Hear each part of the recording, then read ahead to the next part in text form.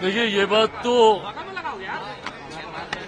तो सत्य है कि जिस तरीके से इस बार एक भयावह परिस्थिति हम लोगों के राज्य के कई जिलों में देखने को मिली है, ये पिछले बीते कई दशकों से ज्यादा भयावह है। पड़ोसी देश में जिस तरीके से बाढ़ की वजह से एक विकराल परिस्थिति वहां पे भी बनी है, पर जिसका असर हम लोगों के राज्य बिहार के लगभग 12-13 जिलों में हम लोगों को देखने को मिला, इसी का संज्ञान लेने और ज्यादा से ज्यादा मदद में तीव्रता दिलाने के उद्देश्य से कल से हम लोग कोसी के इलाके में ही हैं। कल रात्रि का प्रवास भी हम लोग का वहीं था और आज भी बाढ़ से प्रभावित कई जगहों का हम लोगों ने जायजा लिया। पहली प्राथमिकता तो ये थी कि जब पानी का स्तर एकदम से बढ़ा, जब बांध खोले गए और एकदम से जब पानी अलग अलग जिलों में घुसने लगा हम लोगों के यहाँ, तो पहली प्राथमिकता इवैक्यूएशन की थी कि जल्द से जल्द ज्यादा से ज्यादा लोगों को बचाया जा सके। उस भूमिका को निभाने के बाद अभी की प्राथमिकता उनको रिलीफ देने की है। कम्युनिटी किचन के माध्यम से उन लोगों को खाने में कठिनाई ना हो, पन्नी ज्यादा से ज्यादा वितरित करवाई जा सके, वैकल्पिक व्यवस्था रहने की कराई जा सके, ये अभी प्राथमिकता है। आने वाले 1-2 दिनों के बाद अब प्राथमिकता, क्योंकि धीरे धीरे अब जल स्तर कम होता जा रहा है, अब प्राथमिकता हम लोगों की बन जाएगी कि जो मलबा है, जो कीचड़ है, उसको कैसे साफ किया जा सके। कोई मवेशी जिसकी मृत्यु हो गई है, उसकी वजह से कोई महामारी ना फैले, कोई बीमारी ना फैले, साफ सफाई पुनर्वास का कार्य शुरू होगा। ग्रामीणों में क्योंकि ये यकायक उत्पन्न हुई एक स्थिति थी, ग्रामीणों में इस बात को लेकर भय भी था, चिंताएं भी थी। कई जगह पर इस बात का अनुभव हम लोगों ने भी किया कि चीजों में और हम लोगों को तत्परता लाने की जरूरत है। उसके लिए भी तमाम उचित निर्देश मैं स्वयं वहां पर देकर आया हूं, स्थानीय प्रशासन के साथ भी। आज सुबह भी हम लोगों ने बैठक की, अलग अलग जिलों के डीएम, एसपी, तमाम अधिकारियों के भी लगातार हम लोग संपर्क में हैं। प्रयास ये है कि असुविधा लोगों को कम से कम हो और जल्द उन लोगों का पुनर्वास हो। इस दिशा में अब हम लोग कार्य करेंगे।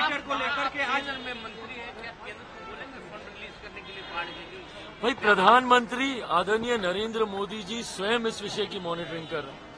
ये चिंता उनको स्वयं है और आने वाले दिनों में ये विश्वास मैं केंद्र की तरफ से आप लोगों को दिलाता हूं कि जितने फंड की जरूरत होगी, पुनर्वास की स्थितियों को वापस नॉर्मलसी की ओर लेके जाने के लिए वो तमाम कार्य किए जाएंगे। मेरे प्रधानमंत्री इन तमाम विषयों को लेकर प्रतिबद्ध हैं। हम लोग उनमें से नहीं है जो कि चुनाव के वक्त शक्ल दिखाएं और उसके बाद आप दूसरी जगह आप व्यस्त रहें। भाई, चिंता हम लोग को इस बात की भी है ना कि एक ऐसी राष्ट्रीय पार्टी जो कि लंबे समय तक बिहार में सत्ता में जिसने रहने का काम किया, उनके बड़े नेताओं के लिए आज हरियाणा के चुनाव ज्यादा महत्वपूर्ण है। राहुल जी हो या उनके बड़े नेता हो, बिहार कब आएंगे? चुनाव के वक्त आएंगे। पर आज जब बिहार के लोग यहाँ पे परेशान हैं, ऐसे में वो लोग न शक्ल दिखाना जरूरी समझते हैं, न कोई प्रतिनिधि मंडल भेजना जरूरी समझते हैं। और विपक्ष के कई ऐसे नेता हैं जो विदेशों में भी घूम रहे। ऐसे में पूरी जिम्मेदारी के साथ राज्य सरकार और हमारी केंद्र की सरकार तत्परता के साथ लगी है ताकि ग्रामीणों को कम से कम असुविधा हो। साथ ही में आने वाले दिनों में Lok Janshakti party Ram Vilas Bihar first, Bihari first के माध्यम से हमेशा हम लोगों ने इसके स्थायी समाधान की चर्चा की है। मैं बहुत जल्द वापस जाकर प्रधानमंत्री जी से भी और मेरे मुख्यमंत्री जी से भी हम लोग बातचीत कर नदियों को जोड़ने की योजना पर जब तक कार्य नहीं होगा, साल दर साल इस तरीके की तस्वीरें हम लोग के सामने आती रहेंगी।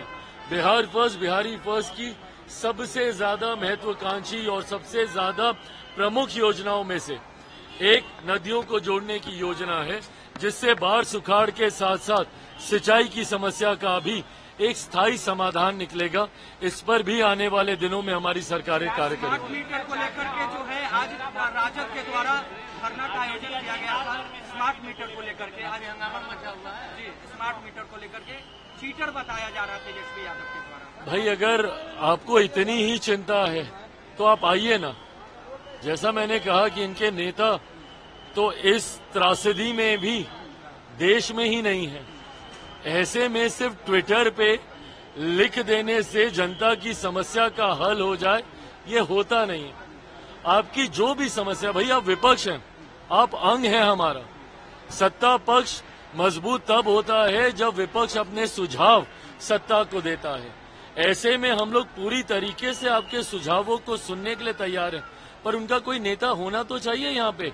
ट्विटर खेलने से तो नहीं चलेगा ना। अब तो ट्विटर नहीं एक्स हो गया। कल से पार्टी अपना लॉन्च कर रहे हैं, पार्टी का नाम भी दे रहे हैं, कैसे देख रहे हैं? शुभकामनाएं मेरी उनको। बहुत लंबे समय से वो अपने संगठन को लेकर, उसके विस्तार को लेकर वो प्रयासरत रहे हैं।